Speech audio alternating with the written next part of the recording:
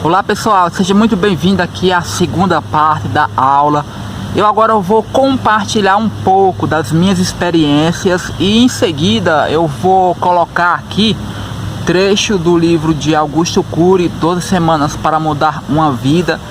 E você vai ver a diferença da situação difícil que eu passei, como eu me comportei, o que eu fiz, o que eu falei, o que eu pensei e o que aconteceu. E você vai ver também o comportamento de Jesus no território emocional.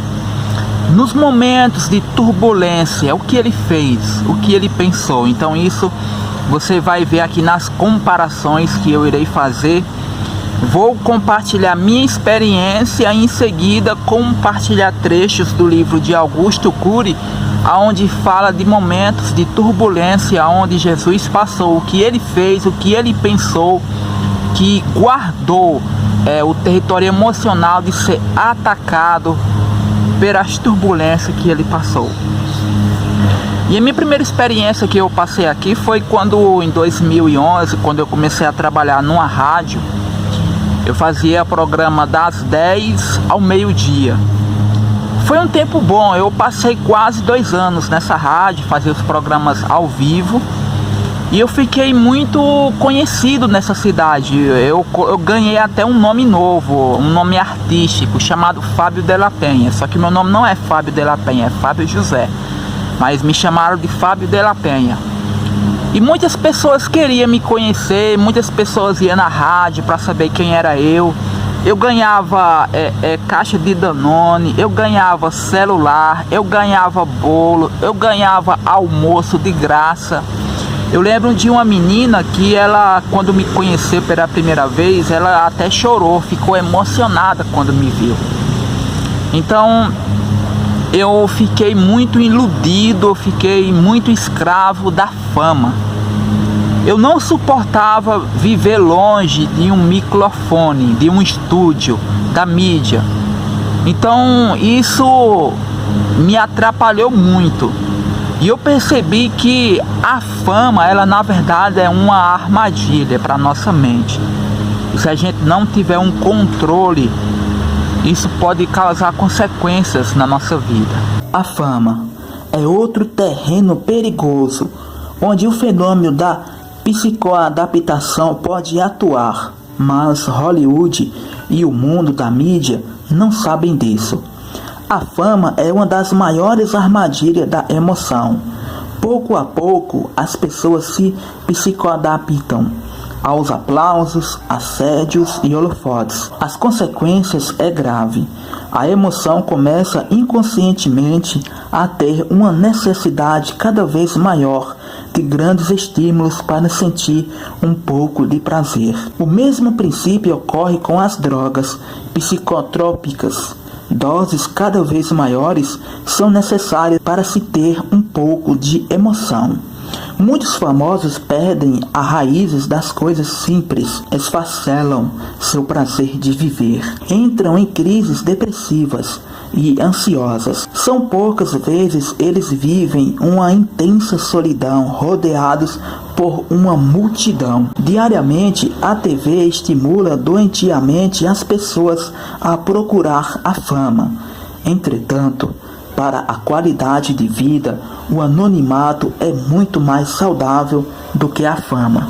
Vacine-se contra a paranoia da fama. Procure o sucesso em tudo que você faz, mas não gravite em torno da fama. Se ela acontecer, não a surpreende e mencione. Lembre-se de que um dos sintomas doentios de nossa espécie é que ela coloca alguns no palco e a maioria na plateia para aplaudi-los. Quem não contemplar o belo torna-se mal-humorado e às vezes pessimista. Nem ele se suporta. Treine, aprecie os pequenos eventos da vida. Treine, refina sua capacidade de observação. Diversas doenças autoimunes, cardíacas, alguns tipos de câncer são desencadeados por transtornos emocionais, em especial pelo mau humor. Uma pessoa contemplativa e bem-humorada vive melhor e por mais tempo. Ser negativista e mal-humorado não resolve os problemas, mas pode abreviar seus dias. Só que você sabe que tudo tem o começo, o meio e o fim. E chegou o fim para mim naquela rádio. Eu saí daquela rádio, eu lembro, em 2012. Só que eu virei escravo da fama. Eu descobri que a fama é uma armadilha para o nosso território emocional. E eu fui convidado para abrir uma rádio web, ou uma web rádio na internet, junto com um amigo meu. Só que a gente vivia discutindo. Não estava, sabe, gerando aquela conexão, não estava dando certo. Então acabou a gente parando com essa web rádio. A gente ainda colocou cartazes ainda, fez divulgação, só que não deu certo. Aí depois eu fui trabalhar numa revista chamada Folha Comercial, que é uma revista bem conhecida hoje. Eu não sei se ela ainda existe, mas nessa época ela existia, estava no auge, entendeu? E eu fui trabalhar nessa revista Folha Comercial, também não deu certo. Aí eu conheci um rapaz, um radialista, e eu conheci ele numa entrevista assim na rua, e ele me convidou para mim participar do programa dele, um programa de humor chamado Chumbrego do Zé Tier. Era um programa que a gente fazia na rádio, era às 5 horas da tarde, era 1 hora de programa, fez o maior sucesso, a fama novamente voltou, a gente começou a ganhar presente novamente. Mas só que acabou que esse programa saiu do ar. Saiu do ar porque ele mesmo quis, o radialista lá que eu conheci, ele mesmo quis acabar com o programa, que o programa estava fazendo o maior sucesso. Aí com um tempo depois a gente voltou de novo, mas só que dessa vez ele queria um projeto para ter um programa numa TV lá do estado de onde eu vim. Já estava tudo certo, já tinha uma agência para arrumar os patrocinadores, só que acabou não fluindo. Ele desistiu mais uma vez. E a gente fazia esse programa todos os dias, de segunda a sexta. Veja agora um trecho, entendeu? De uma matéria que nós fomos fazer na corrida ecológica. Veja aí um trecho desse vídeo. Tá chegando aqui! Chega, compadre, aqui comigo, vem cá, corre aqui! Que coisa linda, que coisa maravilhosa! Gente, fala aí qual é a emoção de estar sendo mais lindo do que nunca! Eu tô quase morto, faltaram, esqueceram de enterrar. Mas isso não é problema, se é pra enterrar, eu enterro. Não, mas não quero isso não, eu quero ficar vivo. Ficar vivo? É. Aproveita que você tá suado, lindo, gostoso e formoso e pergunte se alguém quer namorar com você. Alguém quer namorar comigo? Quer levantar a mão, quer namorar comigo? Aquilo ali que tá amarrado. Aonde? Uma jumenta ali, amarrada. Não, quero ficar solteiro mesmo. Tá bom, prossiga a sua viagem, você vai até Triunfo, né? Pode ir, vá-se embora, pode ir, vá-se embora até Triunfo aí. Vá-se embora, rapaz. Vá ligeiro, seu infeliz das costas oca. Vá-se embora, desgraça. Dá tchau aí pra ele aí, dá tchau. As pessoas acharam muito engraçado quando eu mostrava esse vídeo. Então esse vídeo aí a gente fez, que a gente gravava para colocar no YouTube, como também nós fazíamos o programa na rádio. Então nós tínhamos um projeto de ir para a TV. E esse aí foi uma matéria que nós fizemos cobrindo uma corrida ecológica que todo ano tem. Saía da cidade e se dirigia para essa fazenda que fica eu acho que fica uns 7 km da cidade. Então assim, foi um tempo onde eu me tornei muito escravo da fama. Eu me tornei dependente da fama e eu não queria deixar a fama. Hoje eu entendo que isso é uma armadilha, então temos que ter um controle. Não é errado você fazer conteúdo, mas se acontecer, leve isso de uma forma natural, entendeu? De uma forma natural. Agora veja um trecho do livro de Augusto Cury, 12 Semanas para Mudar uma Vida, que ele fala aqui sobre momentos de turbulência, momentos que Jesus passou, e o que ele fez e o que foi que aconteceu no território emocional dele. Veja só. Jesus era um especialista em libertar sua criatividade e encantar as pessoas. Em situações em que era quase impossível ter uma reação inteligente, ele surpreendia. Na coleção Análise da Inteligência de Cristo, uma das passagens que analisei e que mais me tocou foi seu olhar penetrante quando Pedro o negou pela terceira vez. Ele estava ferido, cheio de hematomas e sangrando. Do ponto de vista psiquiátrico, era de se esperar que não existisse mais nada no mundo nesse momento, apenas a sua dor. É assim que reagimos quando estamos feridos. Os instintos abortam o raciocínio. Os soldados golpeavam-lhe o rosto e Pedro golpeava-lhe o coração emocional. Quando Pedro o negou pela terceira vez, ele esqueceu-se de si e procurou com seus olhos os olhos do seu discípulo. Sabia que Pedro estava algemado num cárcere do medo. Sabia que após sua negação, seu sentimento de culpa poderia ser tão grande que ele poderia atentar contra a sua vida. Os olhos dos mestres da qualidade de vida penetraram nos olhos de Pedro. Seu olhar falou muito sem dizer nada. Disse que o amava, ainda que ele o negasse. Disse com lágrimas que o compreendia. Pedro, numa situação em que não conseguia raciocinar, ficou perplexo com esse olhar. Em frações de segundos, penetrou dentro de si.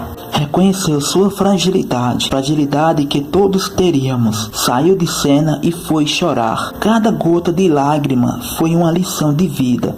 Nunca aprendeu tanto sem ouvir nada. Aprendeu porque Jesus o surpreendeu. Jesus marcava as pessoas com seus gestos incomuns. Amava conhecer novas pessoas e penetrar no mundo delas. Ele deixava atônitos íntimos ao revelar uma coragem e inteligência imbatível. E ao mesmo tempo, ser capaz de falar de amor e de chorar sem medo. Nós maquiamos nossos comportamentos. Ele não tinha disfarce. Qualquer pessoa, mesmo a mais simples, tinha acesso à sua agenda. Nós gostamos do trono social. Ele queria o trono do coração das pessoas. Almejava o seu amor. Nós gostamos de controlar as pessoas. Ele queria que elas fossem livres. Por isso nunca pressionou ninguém a segui-lo. Naqueles ares, ele dizia que se alguém tivesse sede, viesse e bebesse. Não pressionava, não manipulava, apenas convidava. Todos tinham aversão por leprosos. Ele os tocava e tratava um leproso como um príncipe. Suas reações delicadas e gentis deixam pasmada a ciência. Ele quebrava todos os protocolos, rompia diariamente a sua rotina. Jesus transbordava de alegria. Jamais analisei alguém tão bem resolvido. Gostava de participar de festas e jantares com seus amigos. Jantava até na casa dos seus opositores. Porque gostar tanto de festejar com as pessoas, recebeu 2 apelidos e falou com poesia sobre eles. Disse que João o Batista, seu precursor, por ter um modo estranho de viver e de comer, era chamado de louco, enquanto ele, por se mesclar com as pessoas, era chamado de glutão e bebedor de vinho. Embora injustos, esses apelidos têm grande significado para a psicologia. Revelam que o homem Jesus gostava do cheiro de gente. Era o mestre da sociedade, era o mestre da sociabilidade. Ele contagiava as pessoas. Era tão sociável que tinha gestos que, nos dias atuais, nos deixariam com o rosto vermelho de vergonha. Certa vez, se convidou para jantar na casa de uma pessoa que não conhecia, Zaqueu. Imagine você na rua falando para um desconhecido que gostaria de almoçar na casa dele. Quem já teve essa coragem? Jesus foi mais longe, pois Zaqueu não era uma pessoa recomendável, mas um corrupto coletor de impostos. Surpreendido com a sua atitude, Zaqueu não apenas o recebeu com alegria, mas revisou sua história. O mestre dos mestres não pressionou a apontar seus erros. A sua presença estimulava a interiorização e a reflexão de vida. Estar com ele era um convite ao suspiro, à espontaneidade, à libertação da criatividade. Ele era bem-humorado, agradável, cativante. Era um excelente contador de histórias e um exímio motivador de pessoas. Elogios não faltavam. Discursou até sobre os bem-aventurados. Ninguém reclamava de rotina ou se aproximar dele. Até seus opositores não conseguiam se distanciar dele. Você é uma pessoa sociável ou tímida? Não se isole. Faça das pessoas que o rodeiam grandes amigos. Saia do seu casulo. Surpreenda-se. Faça uma brincadeira. Repita pausadamente essas palavras em voz audível. Se estiver em grupo, repita-as coletivamente. Eu prometo que de hoje em diante não mais dançarei a valsa da vida com as duas pernas engessadas. Surpreenderei a mim e aos outros.